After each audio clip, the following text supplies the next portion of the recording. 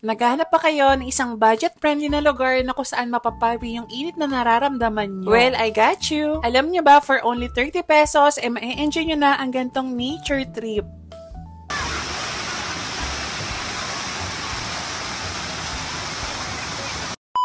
So, ito na nga guys, welcome to Tala River Park na located po sa may Barangay Tabora, Bailen, Cavite.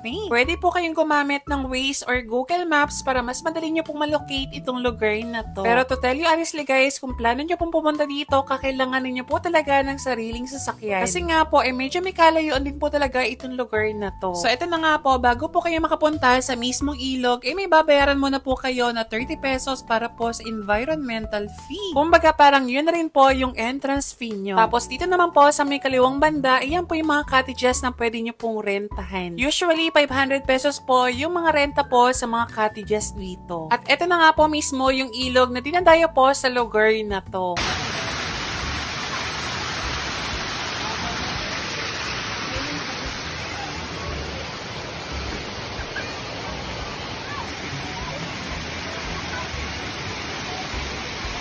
Dahil nga po galing sa bukal or natural spring po ang tubig dito, kaya naman po talaga namang ang lamig. Mas malamig pa sa relasyon nyo ng jowa mo. Huy!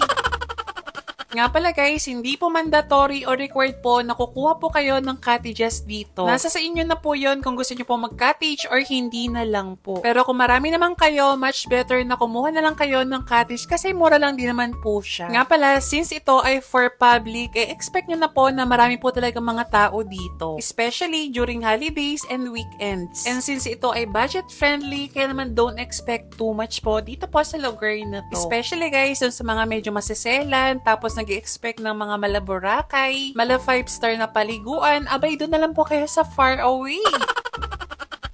Tapos, eto nga pala yung mga itsura ng mga cottages nila dito para magkaroon po kayo ng idea. Mga 400 to 500 pesos po ang presyo niyan. Tapos, dito po sa taas na to, makikita nyo po yung panoramic view po ng Tala River. Kung ano po yung nakikita nyo sa video, ay yun po yung mismong actual po na makikita nyo po sa lugar na to.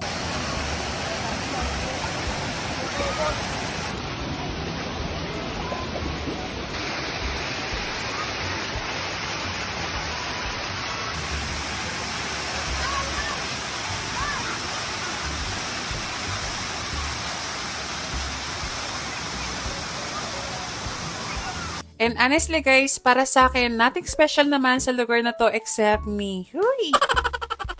Pero sa totoo lang, nag-enjoy naman po talaga ako dito kasi nga po, I love nature. At isa pa, nakapag-enjoy, nakapag-relax, at nakapag-refresh ako na hindi gumagastos ng